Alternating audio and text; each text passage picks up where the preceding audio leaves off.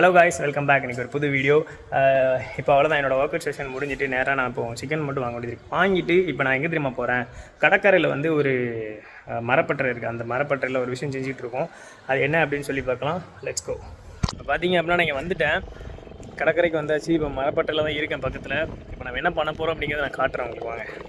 இந்த மரத்தை நாங்கள் ரொம்ப நாளுக்கு முன்னாடியே கட் பண்ணி வச்சுருந்தோம். இந்த மரத்துக்கு பேர் என்ன அப்படின்னா ஆயினி அப்படிம்பாங்க. இந்த மரம் வந்து ரொம்பவே வெயிட்லெஸ்ஸாக இருக்கும், அதே நேரத்தில் ரொம்ப ஸ்ட்ராங்காகவும் இருக்கும். இதை கட் பண்ணி நாங்கள் பண்ண ஆரம்பித்த இந்த ப்ராசஸ் பார்த்திங்கன்னா கிட்டத்தட்ட 2 ஹவர்ஸ்க்கு மேலே போயிட்டு, இந்த இடத்துல இந்த வீடியோவை வந்து நீங்கள் பாஸ் பண்ணிட்டு உங்களால் அந்த வீடியோவில் வந்து நான் என்ன பண்ணிக்கிட்டு இருக்கேன் அப்படிங்கிறத கெஸ் பண்ண முடிஞ்சு அப்படின்னா மறக்காமல் அப்படியே இதை கமெண்ட்ஸை சொல்லுங்கள்.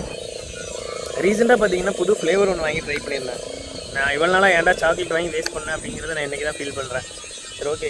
அவ்வளோதான், ஆல்மோஸ்ட் அந்த ஒர்க் வந்து பார்த்திங்க அப்படின்னா கம்ப்ளீட் ஆகிட்டு. இதுக்கு மேலே எனக்கு இந்த இடத்துல வந்து டைம் ஸ்பெண்ட் பண்ண முடியாது. நான் எனக்கு வந்து கிளம்பணும். ஸோ அதனால் பார்த்திங்க அப்படின்னா அந்த ஃபுட்டை வந்து ப்ரிப்பேர் பண்ணிட்டு என்னோட 3rd மீலை வந்து நான் கம்ப்ளீட் பண்ணேன். இதுக்கு வந்து பார்த்திங்க அப்படின்னா எக்கு, அது கூட வந்து சிக்கன் கிரேவி, அப்புறம் ரைஸ் எடுத்துக்கிட்டேன். இந்த ஆயிலே இல்லாமல் பண்ண சிக்கன் கிரேவி பார்த்திங்க அப்படின்னா செம்ம டேஸ்ட்டாக இருக்கும். இது உங்களோட வெயிட் லாஸுக்கும் ரொம்பவே ஹெல்ப்ஃபுல்லாக இருக்கும். ஸோ அதனால் அந்த ரெசிபி வீடியோ நான் கண்டிப்பாக ரெக்கார்ட் பண்ணி போடுறேன். அண்ட் இன்னொரு வீடியோவில் உங்களை வந்து பார்க்குறேன். Thank you so much. Bye bye.